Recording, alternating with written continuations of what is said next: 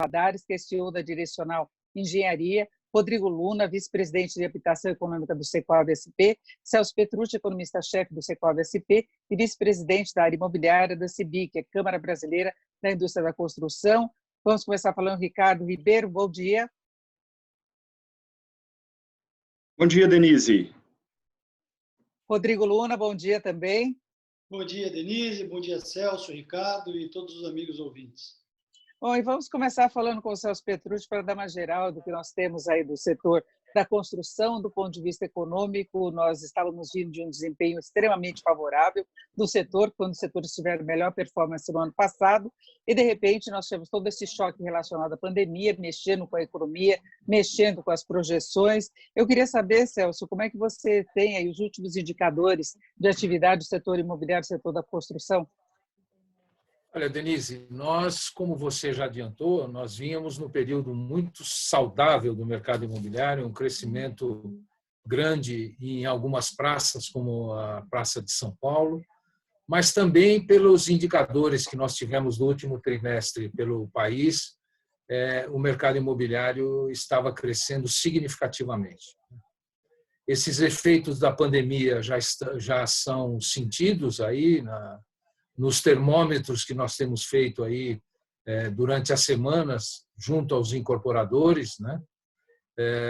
E nós estamos em país em torno de 80% dos estados com a construção civil funcionando normalmente, a construção civil imobiliária, normalmente com todas as seguranças para os nossos colaboradores, para os nossos trabalhadores.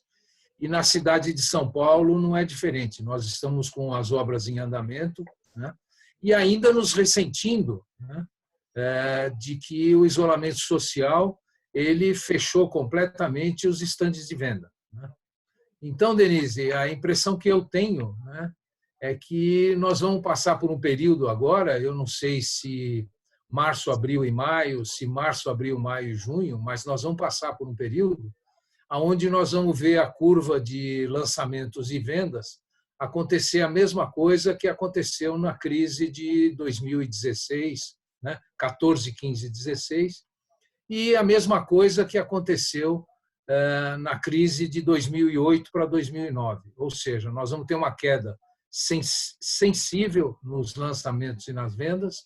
Isso está acontecendo muito mais para empreendimentos de médio e alto padrão, né? Na habitação, que nós vamos tratar aqui, habitação de interesse econômico, no programa Minha Casa Minha Vida, os efeitos são muito menores, porque as necessidades da população elas são muito maiores, e é assim que a gente está vendo esse início, aí, esses primeiros 30 dias, primeiro 40 dias aí de convivência com esse coronavírus e com a pandemia que afetou o país. Bom, mas nós já vimos uma situação em que havia preocupação com relação à liberação de recursos do Fundo de Garantia e as várias iniciativas para a utilização desses recursos, né? Nós acabamos de ver o término de uma rodada daquela primeira ou segunda liberação feita pelo governo para estimular a atividade econômica, e agora devemos ter uma nova do valor superior de até R$ 1.045 por trabalhador, vai permitir esses saques a partir do dia 15 de junho. Vão ficar disponíveis os recursos até 31 de dezembro, e, paralelamente, a gente tem visto aí várias discussões entre políticos, economistas, quanto à possibilidade de liberar todo o dinheiro do Fundo de Garantia para que os trabalhadores tenham esse suporte financeiro durante essa fase de crise, desemprego e alta e tudo mais. E aí eu queria saber a opinião aí do Ricardo Ribeiro Valadares, que é CEO da Direcional Engenharia. Ricardo, como é que você vê essa possibilidade, essa utilização dos recursos? Primeiro, se na sua avaliação esses R$ 1.045 ainda são suportáveis, dando um respaldo financeiro, deixando uma reserva de recursos no fundo que seja suficiente para alavancar o setor da construção. Denise, primeiro eu queria até cumprimentar o Rodrigo e o Celso. Na minha tela, originalmente estava aparecendo só você, eu dei bom dia só para você, então bom dia, Luna, bom dia, Celso, um prazer estar com vocês aqui nessa discussão que eu acho que é extremamente saudável, né, para o nosso país e para o nosso setor. Ô, Denise, vamos lá, eu acho que a gente, né, nesse momento era importante, até antes de falar um pouquinho sobre a questão de se esses saques de um pouco mais de R$ 1.000 são, né, o fundo consegue comportar esses saques ou não, mas acho que é uma reflexão bastante importante ser feita, que é o seguinte: famílias que perdem um emprego num momento desse, né, que são demitidas, a pessoa demitida naturalmente já pode sacar o saldo integral que ela tem depositado na conta do fundo de garantia. O que quer dizer que qualquer saque que seja permitido vai ser realizado por pessoas, por trabalhadores seletistas que estão empregados. E, num momento de crise como esse, o que eu me questiono, eu acho que era importante todo mundo refletir, é o seguinte: se aquela pessoa está empregada, dado o cenário de uma grande retração esperada na nossa economia, essa pessoa, ao longo dos próximos meses, pode eventualmente vir a perder o emprego, e um saque antecipado desses R$ 1.000, com usos, muitas vezes, que a gente não consegue controlar, mas para consumo, vamos dizer, a pessoa está empregada, recebeu os R$ 1.000, gastou, seja no restaurante, seja, né, no delivery, porque no restaurante a maior parte está fechada, ou seja, comprando algo supérfluo. Se essa pessoa vier a perder o emprego, esses R$ 1.000 que foram sacados e consumidos antecipadamente numa tentativa de aquecer a economia vão fazer muita falta para essas famílias. Então, o que eu me questiono nesse momento é se um saque ele seria saudável, né? Quando você tem uma economia onde está crescendo o volume de empregos, que era o caso do ano passado, uma economia com perspectiva de se haver acelerar, né, a economia está em período de aquecimento, um saque antecipado, menos mal, porque não há uma perspectiva de perda de emprego. No momento atual, onde há uma perspectiva de perda de emprego, talvez esse saque possa ser um prejuízo muito grande para famílias que venham a perder emprego no futuro e não tenham mais esse recurso depositado nas suas contas. Então, eu acho que essa é a primeira, vamos dizer, reflexão que eu gostaria de fazer. A segunda é, quando a gente pega as contas do Fundo de Garantia, os últimos dados disponíveis são aí de 2018, de dezembro de 2018, mas se a gente pegar 92% das contas do Fundo de Garantia tem menos do que 4 salários mínimos depositados. Ou seja, são pessoas com volumes baixos, de depósitos, relativamente baixos, e são pessoas que têm renda menor. Esses 92% das contas representa 16% do saldo depositado. E é para essas famílias carentes, eu diria que tem renda mais baixa, que um eventual saque realmente faz a diferença. Se a gente pegar 8% das contas, são as contas que têm o maior volume de depósitos. E 8% das contas têm 84% do total depositado. E certamente R$ 1.000 não é o que vai fazer a maior diferença para essas pessoas. O ponto importante que eu quero demonstrar aqui é o seguinte: quando a gente pensa em R$ 1.000 por CPF, a expectativa é que dê algo em torno de 34, 35 bilhões de reais. Tá? Sendo que grande parte do que é sacado vai ser sacado por pessoas que não precisam desses recursos para sobreviver. E quando você tira 35 bilhões de reais do Fundo de Garantia, você está deixando de construir aproximadamente 350 mil casas, que, numa conta bem simples, você vai deixar de gerar 350 mil empregos, em torno de um emprego por habitação. Sendo que grande parte desses recursos está indo para pessoas que não precisam desses recursos nesse momento. Então, respondendo a sua pergunta, na nossa visão, os 35 bilhões, sim, são possíveis de serem comportados pela posição de liquidez que o Fundo de Garantia tem hoje. O impacto, na nossa visão, viria ali em 2024, aproximadamente, onde poderia haver uma falta de recurso no Fundo de Garantia para a continuidade do nosso programa de habitação social do país, nos níveis de aproximadamente 400 mil casas que são feitas anualmente. Mas a maior preocupação é que a gente vai estar colocando muitas vezes recursos na mão de pessoas que não precisam desses recursos nesse momento e vamos estar certamente eliminando empregos para os quais eu acredito que famílias realmente teriam uma necessidade muito grande no curto período de tempo e provavelmente esses empregos não vão poder ser gerados porque serão 35 bilhões a menos que o fundo terá de capacidade de investimento ao longo dos próximos meses. Então, eu tenho uma certa dúvida se é o momento ideal para se fazer esse saque. Bom, eu queria acrescentar só que a gente vai ter nessa fase toda de transição da economia a possibilidade de as pequenas empresas, médias empresas, não depositarem fundo de garantia por algum tempo e as que demitirem vão deixar também de aplicar esse recurso, além desse saque que terá por todo o desemprego do trabalhador tem esse direito de resgatar os recursos. E mais uma questão aqui, quem está participando, está aumentando aí o número de participantes, quem quiser entrar no nosso chat para fazer perguntas, pode mandar aqui que ele está aberto, né? Eu vou repassar para os nossos participantes. E agora eu queria saber do Rodrigo Luna, exatamente essa questão de fluxo de recursos que a gente possa ter para o Fundo de Garantia diante desse cenário, provavelmente de aumento do desemprego, de as empresas postergando os depósitos. Como é que o setor da construção pode lidar com essa situação a médio prazo? Denise, eu queria voltar um pouquinho no tempo e dizer o seguinte, que quando a gente não tem uma visão histórica, a gente cria uma visão histérica das situações, né? O Fundo de Garantia foi criado em 1966 no governo Castelo Branco, entrou em vigor em 1967, e o objetivo era único, era proteger o trabalhador. Aquele trabalhador fragilizado que, em caso de demissão ou no momento de aposentadoria, não tinha onde recorrer. Na verdade, tinha um dozeavos que era pago de forma integral pelas empresas e as empresas não suportavam mais isso. Então, isso foi criado lá atrás e, já na criação dele, os recursos foram destinados para, enquanto estiverem sendo administrados e não sacados, para a produção de habitação de interesse social.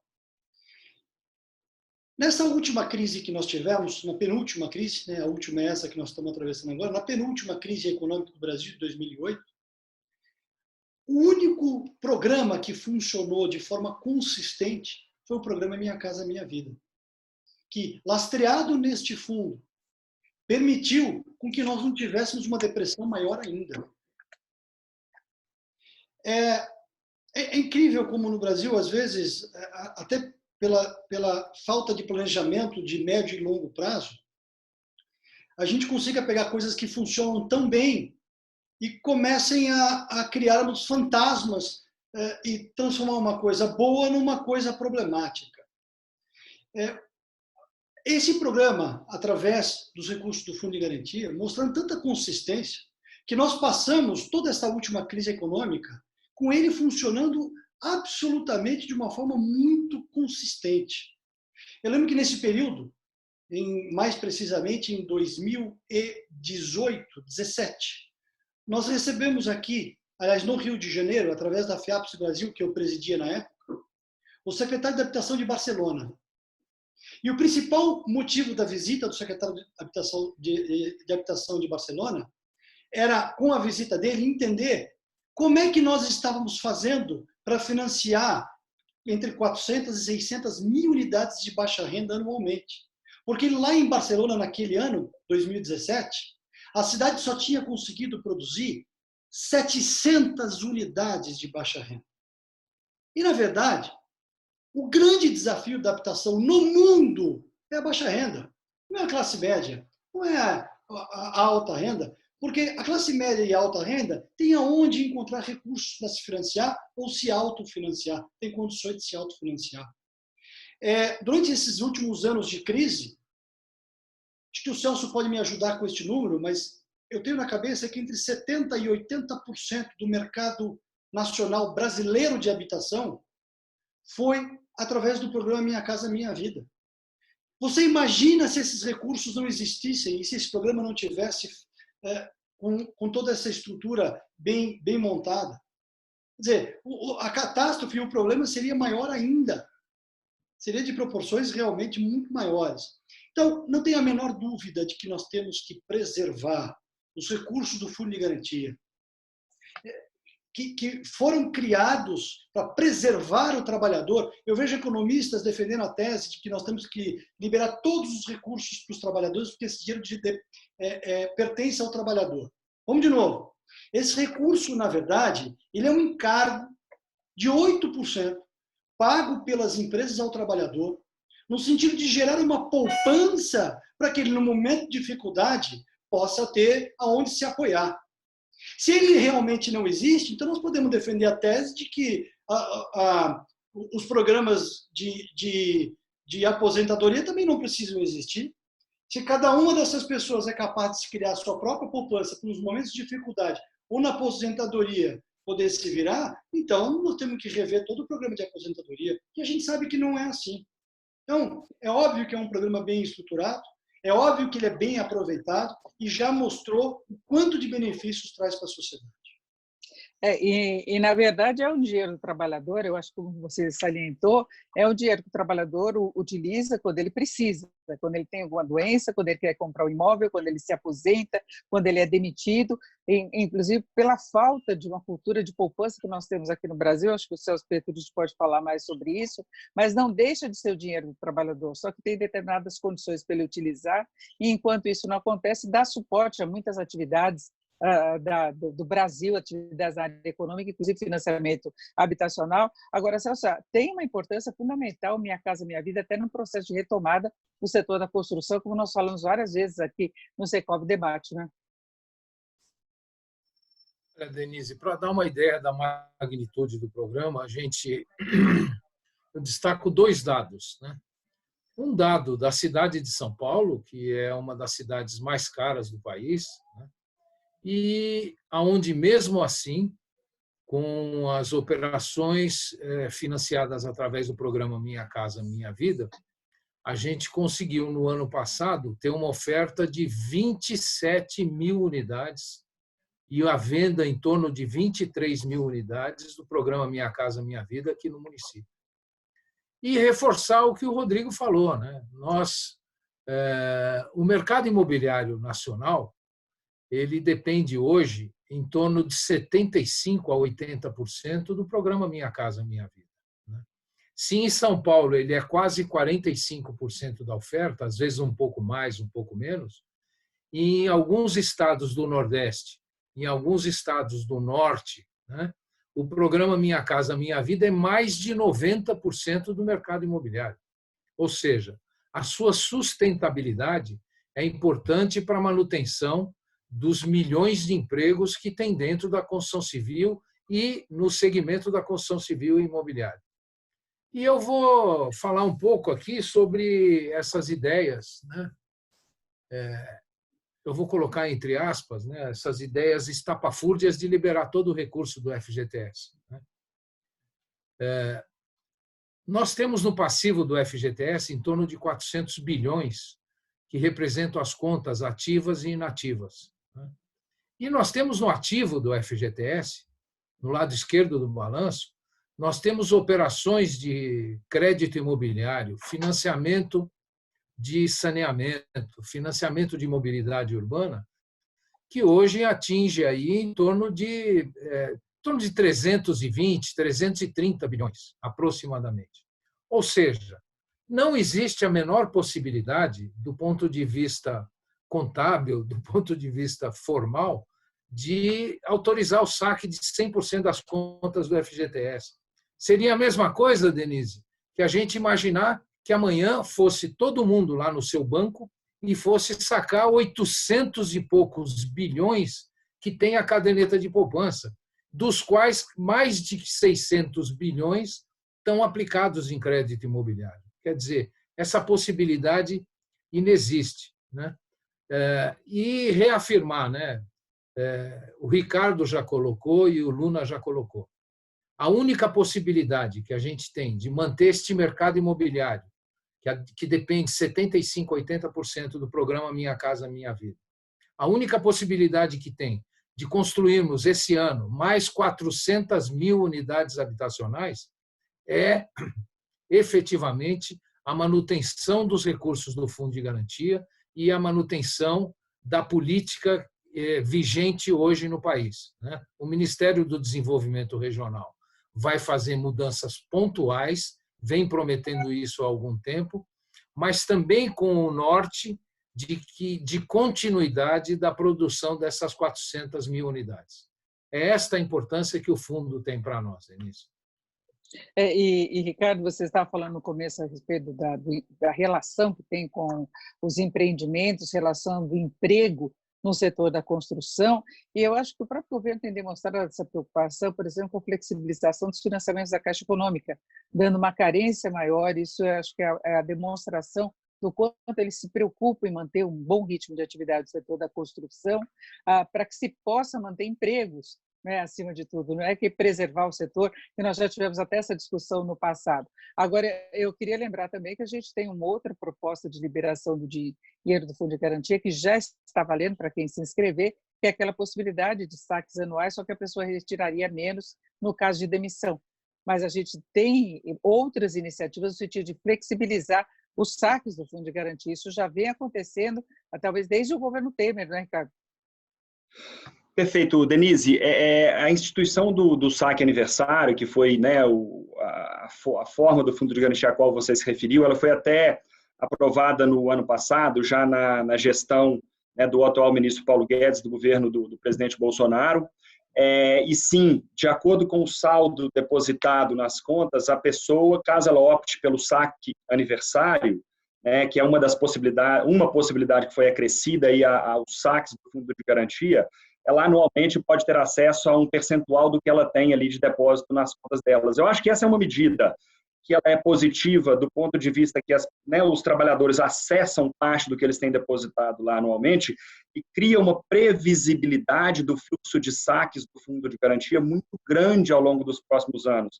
Porque no formato original, onde se saca 100% do valor depositado quando se perde o emprego, numa crise como essa, o volume de saques ele cresce de maneira muito grande, o que exige que o fundo tenha, né, em liquidez, um montante de recursos muito alto para lidar com esse tipo de cenário.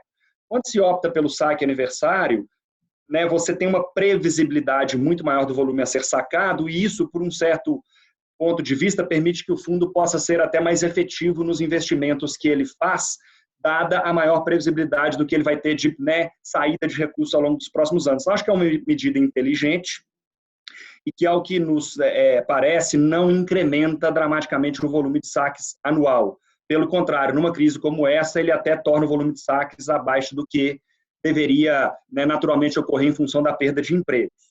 Um ponto que eu queria até ressaltar aqui, Denise, que é bastante questionado em relação ao Fundo de Garantia, né, hoje ele é sim um recurso que está ali depositado, onde em determinadas situações o trabalhador tem acesso a esses recursos, e na situação do Brasil atual, com todo o trabalho que foi feito na nossa área econômica, com uma redução muito forte das nossas taxas de juros, o que é espetacular para o nosso país, para o incentivo à produção, né, para que os recursos saiam do mercado financeiro e venham para a economia real. Acho que essas medidas que foram tomadas e que permitiram a redução de juros, da taxa Selic, foi muito importante. Hoje, o Fundo de Garantia, que é onde os trabalhadores têm recursos depositados, é das melhores rentabilidades que a gente tem no mercado. É infinitamente melhor do que a poupança, que está rendendo 70% da Selic. Nós temos hoje uma Selic de 3,75%. Então, a poupança está rendendo aí menos de 3% ao ano.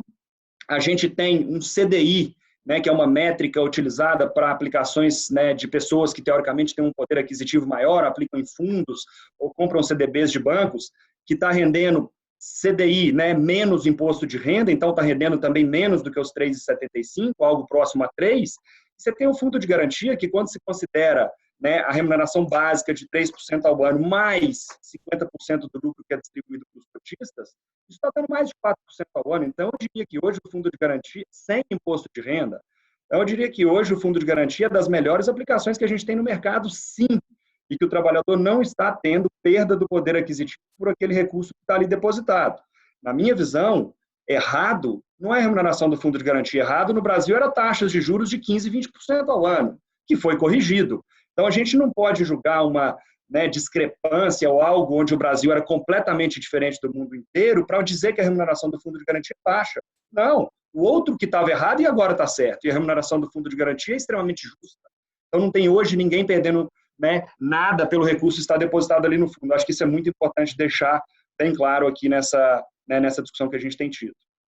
E principalmente numa fase que agora o investidor brasileiro, o cidadão, está querendo buscar segurança. Nós já tivemos um recorde de depósito na caderneta de poupança no último mês, as pessoas assustadas com bolsa de valores, com marcação ao mercado que acontece, inclusive em fundos de renda fixa, em outros títulos, da questão da rentabilidade. Quando se busca segurança, são esses ativos mais tradicionais, que têm um certo controle, é fundo de garantia, é caderneta de poupança, pelo menos nessa fase de transição, ainda que não se fale um ganho excepcional, é um ganho mais seguro, se tem aquela rentabilidade. Agora, Rodrigo Luna, eu queria saber como é que está a disposição dos empresários, de modo geral, em manter os planos todos de lançamento, de vendas, mantendo o ritmo de construção. Claro que o setor também tem que tomar muito cuidado com essa questão do contágio de pandemia. A gente defende o isolamento social como uma estratégia de conter a pandemia o mais rápido possível, e o setor da construção tem que lidar com aquelas variáveis todas de risco, não é? Denise, o que nós estamos vivendo é algo realmente inimaginável, né? Eu digo que é filme de ficção científica na vida real. Nenhum de nós podia imaginar isso. E indo além, a grande verdade é que nenhum de nós sabe até onde isso vai, né? Nem os próprios profissionais da saúde conseguem dar um prognóstico de quais serão os próximos passos, e é isso que tem trazido muita insegurança e aflição para todos nós. Então, a primeira coisa é cuidar das pessoas, da saúde, se proteger. É uma doença séria e nós temos que levar isso com muita cautela. Segunda coisa é de que, num momento como esse, o que as empresas estão buscando é se manter vivas, né? Está todo mundo aí preocupado com o fluxo de caixa, está todo mundo preocupado em como é que vai passar todo este período de dificuldade, para depois pensar quais serão os próximos passos, os próximos lançamentos, como é que vai crescer, como é que vai retomar. E isso eu tenho escutado de praticamente todos os empresários ligados ao setor com que a gente tem contato. Então, todo mundo está preocupado em se manter vivo, né? Em poder passar toda esse tsunami que está caindo sobre todos nós de uma forma razoavelmente saudável. Mas duas coisas que vocês comentaram, o Ricardo falou essa questão da taxa de juros, Ricardo, e eu escutava muito isso também no passado, de dizer que o fundo de garantia remunerava mal, e eu sempre falava o seguinte: é o cachorro abanando o rabo ou o rabo abanando o cachorro? Né? O que está errado era aquela taxa de juros extorcante, absurda, gigantesca, e não a remuneração do fundo. Agora nós temos um cenário mais equilibrado e o fundo mostra aí que ele traz uma remuneração muito boa. E a Denise falou sobre segurança. Hoje, a palavra de segurança é fique em casa. Aí eu pergunto, e os 8 milhões que não têm casa? Ficam aonde? A gente está vendo aí, e tem uma grande preocupação, de que a pandemia vá para as periferias das grandes cidades, onde existem habitações informais de péssima qualidade, as favelas, em que várias famílias moram na mesma casa, cada um num cômodo.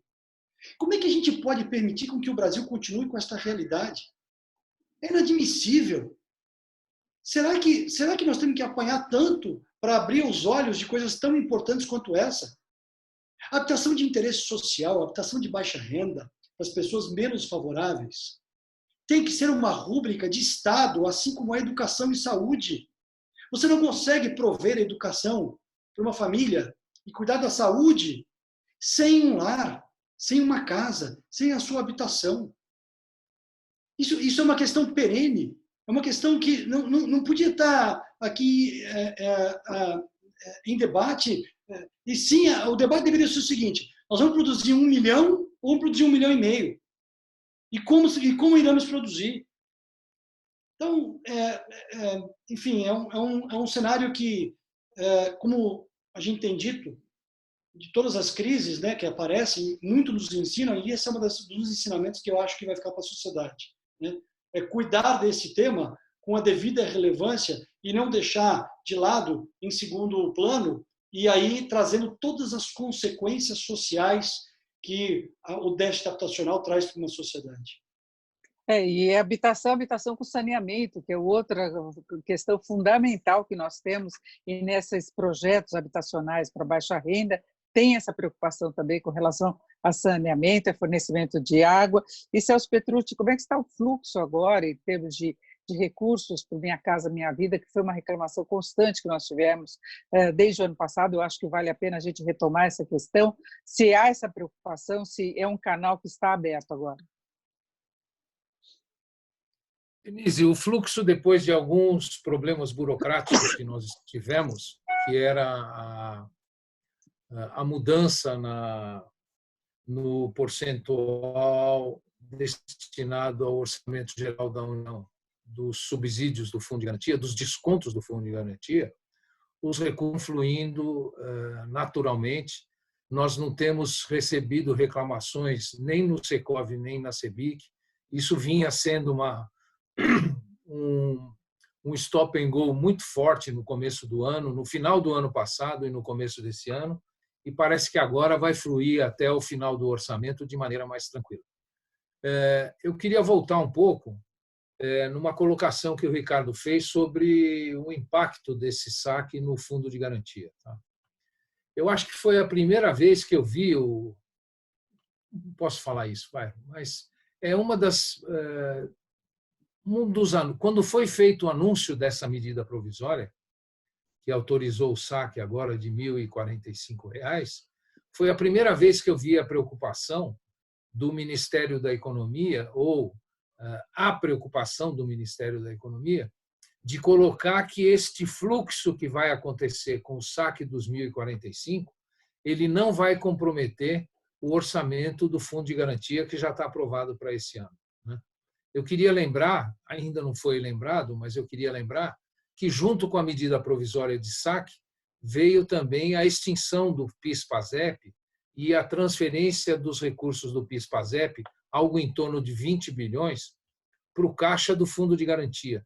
Então, se o Ricardo falou ali que esse saque de 1.045 deve dar algo em torno de 35 bilhões, o que vai acabar acontecendo é um saque líquido aí de 15 bilhões das contas do Fundo de Garantia, porque esses 20 bilhões do PIS vieram para ajudar nesse fluxo. Né? E eu acho muito interessante a preocupação do governo. Né? Às vezes a gente vê esse debate histérico aí entre o isolamento vertical, o isolamento horizontal, e nós já sentimos no Ministério da Economia, não só por essa medida, mas por outras medidas, que existe a preocupação com a saúde, e existe a preocupação com a saúde das empresas, e existe a preocupação com a saúde da economia também. Você imagina, o Ricardo colocou também, ou foi o Rodrigo, né?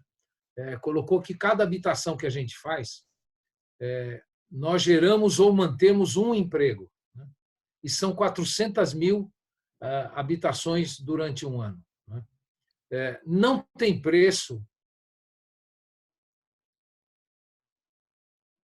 esse tipo de política. Nós estivéssemos fazendo, tivesse recurso para fazer 800 mil, se tivesse recurso para fazer 1.200.000 unidades do Minha Casa Minha Vida por ano, primeiro que a gente já percebeu, o mercado já percebeu que a demanda existe. Né? E segundo, a gente saberia, né, teria segurança para dizer que, do ponto de vista de geração de emprego, de geração de renda, de geração de tributos, seria uma grande colaboração para o país. Então, a gente queria pedir para esses ideários aí de plantão, essas pessoas que vivem tendo ideias, né, para que preservem, pelo menos, a política de habitação de interesse social que tem no país, a política de saneamento básico que tem no país, a política de mobilidade urbana que tem no país. E eu sempre falo para você, Denise, nos nossos programas lá no Secov, né, as pessoas esquecem que foi com recurso do Fundo e com recurso da caderneta de poupança que nós urbanizamos esse país. Esse processo que se iniciou em 1964 com o SBPE, esse processo começou em 1966, 67 com o Fundo de Garantia, é que permitiu que nós tenhamos hoje as cidades urbanizadas da forma que está. Né? Não é outro dinheiro que fez com que a gente pudesse hoje ser uma população 85% urbana e com tendência e histórico de crescer cada vez mais isso. Cada vez que a gente fala em mexer com recurso da poupança, cada vez que a gente fala, hoje o nosso assunto aqui, de mexer com recurso do FGTS, nós estamos mexendo com esse tipo de política. E, por fim, só para lembrar, 100% das pessoas que compram um Minha Casa Minha Vida estão adquirindo a sua primeira moradia. Grande parte dessas pessoas, não os 100%, mas grande parte, provavelmente um percentual muito grande de toda essa população, é a única habitação, é o único imóvel que vai ter na sua vida. Então, essa é mais uma questão social que fica muito fácil para nós, em Congresso Nacional, junto a ministérios, junto ao poder público, defender a política de aplicação dos recursos do Fundo de Garantia. Agora, Celso, como é que fica a condição de pagamento nessas circunstâncias que a gente está vendo da economia, esse medo todo do desemprego, inclusive aqueles que vão contra o isolamento social colocam exatamente isso, para preservar empregos, e há uma preocupação nesse sentido, e mais do que o desemprego, essas negociações que permitem redução de salários. Isso tira poder de compra da população, pode garantir apenas subsistência. Como é que você vê, nesse aspecto, a perspectiva aí de andamento dos programas sociais de habitação? Olha, Denise, como grande parte dos recursos, mais de 95%, é aplicado pelo agente financeiro Caixa Econômica Federal, e como a Caixa Econômica Federal já tomou iniciativas em torno de 37 bilhões de reais para poder reprogramar os pagamentos das pessoas físicas, eu não vejo problema não, Denise. Qualquer pessoa que tenha um financiamento do programa Minha Casa Minha Vida e que quiser pedir o não pagamento da prestação durante 3 meses, pode. As pessoas que estão em atraso até 60 dias, pode. As pessoas que estão em atraso de 60 a 180 dias, faz a renegociação da dívida, incorpora no saldo devedor e pode. E lembrando bem, Denise, essa redução salarial ela é prevista aí para durar de 2 a 3 meses e a pessoa vai ter estabilidade de emprego nesses 2 a 3 meses. Que calha justamente com essas medidas da Caixa Econômica Federal de proteção de quem tem crédito imobiliário, não só do programa Minha Casa Minha Vida, mas de todas as operações. E para as unidades novas, que tanto a empresa do Luna quanto a empresa do Ricardo continuam comercializando e continuam repassando na Caixa, a Caixa Econômica Federal também acabou concedendo uma carência de 6 meses para pagamento da primeira parcela. Então, eu acho que essa questão de redução salarial ou até de desemprego, principalmente a de redução salarial, já está resolvida, já está pré-resolvida pela Caixa Econômica Federal. Não acredito que haja um aumento de inadimplência, porque as possibilidades de pedido de renegociação são imensas, tanto para o programa Minha Casa Minha Vida, como para os outros tipos de financiamento.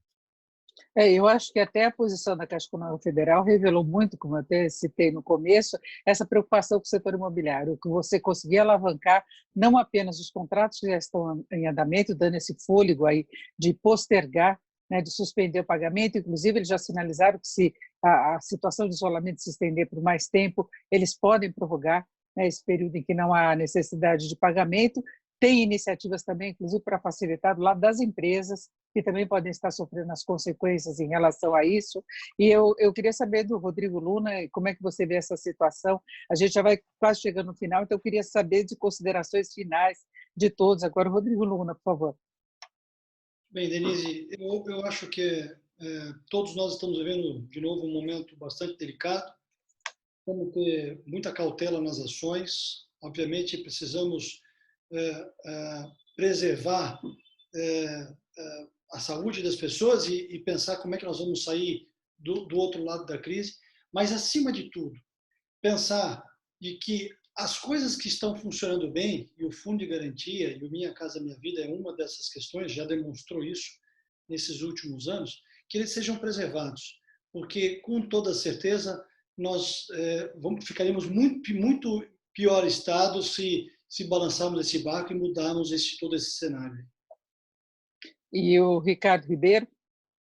Denise, é curioso, algumas coisas que têm sido discutidas, e o objetivo dessa vídeo nossa aqui foi justamente essa questão dos potenciais saques ou as medidas que têm sido discutidas aí.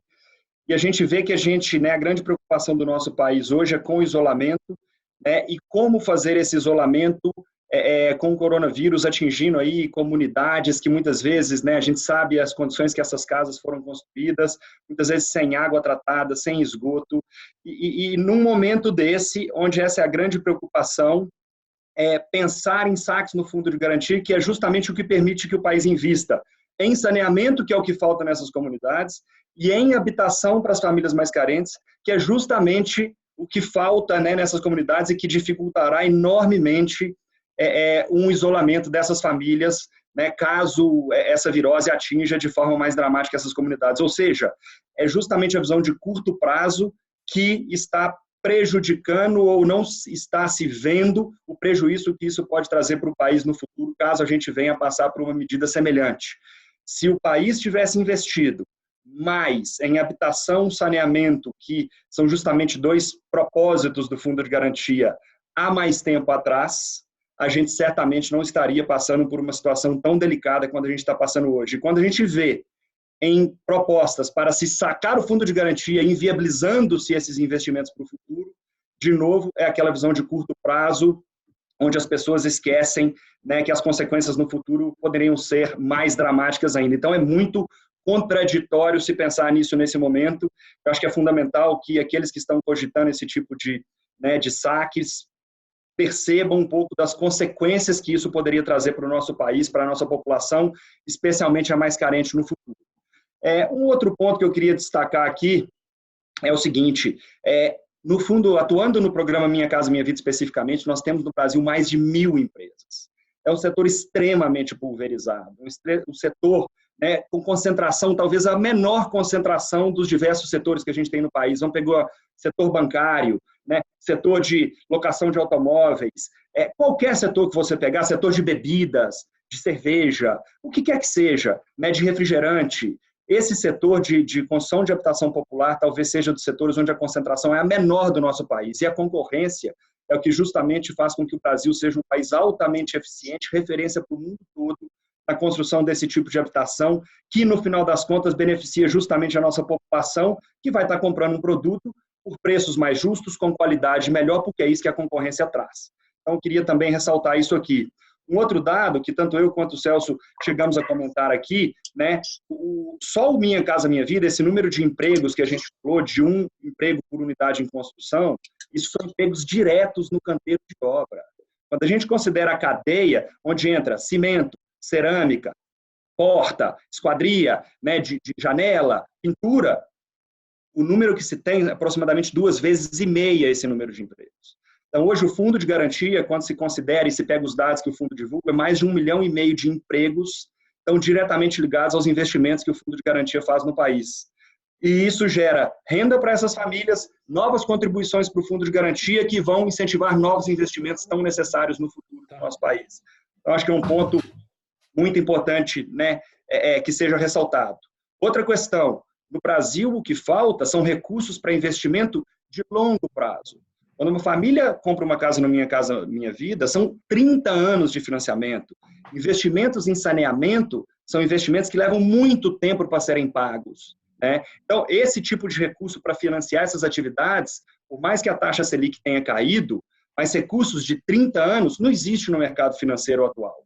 Tá? O Brasil ainda não chegou nesse nível de maturidade. Então, de novo, a gente precisa do Fundo de Garantia para isso e a gente precisa ainda da poupança para o segmento de médio padrão. Então, também acho que é bem importante a gente ressaltar nessa questão aqui para deixar alguns pontos bem claros, que eu tenho certeza que várias dessas discussões que têm acontecido, muitas vezes não levam em conta as consequências, porque muitas vezes as pessoas não têm esse tipo de informação, que eu acho que faria com que, né, tudo isso fosse revisto e repensado, dada a relevância desses investimentos para o país e principalmente para as famílias mais carentes, que num cenário de saque são a grande prejudicada, e isso beneficia as famílias, né, com melhor renda, e no futuro do país vão ser de novo as famílias prejudicadas por não ter habitação, saneamento e toda essa questão. Acho que é isso aí que eu queria deixar de mensagem. Tem uma relação direta. A atividade do setor da construção, a opção aí de maior oferta de imóvel habitacional de baixa renda está relacionada ao Fundo de Garantia, e isso garante empregos no momento em que os empregos devem ser muito castigados pela queda de atividade de um modo geral.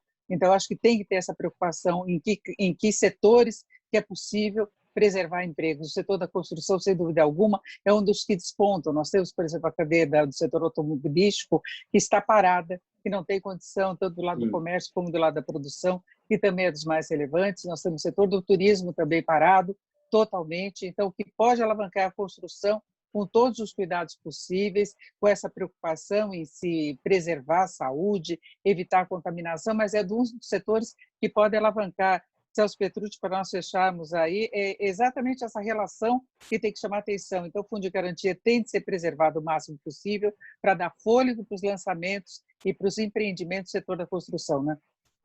Eu não tenho a menor dúvida disso, Denise. E só fazendo mais uma lembrança aqui que esse país tem coisa que não dá para entender, né?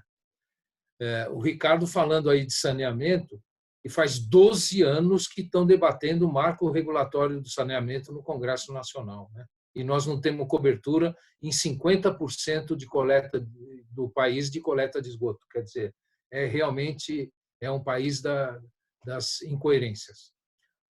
E eu queria lembrar também, primeiro eu queria parabenizar o Banco Central, Denise, que o Banco Central é que, com algumas decisões que ele tomou, o Conselho Monetário Nacional, que possibilitou para a Caixa fazer essas medidas e está possibilitando para os bancos, né, fazer medidas aí de renegociação, que, segundo eu tive alguns números do Banco Central, até quinta-feira passada já atingiu 400 bilhões de renegociações em dívidas, né? O Banco Central foi muito cuidadoso, o Conselho Monetário Nacional, de permitir que essas renegociações não afetem o rating das operações e, consequentemente, não aumente a exigência de aporte de capital dos bancos, né? E só para finalizar, eu quero reforçar, né? Poucas coisas nesse país têm uma história tão bonita e de tanto sucesso quanto o Fundo de Garantia do Tempo de Serviço.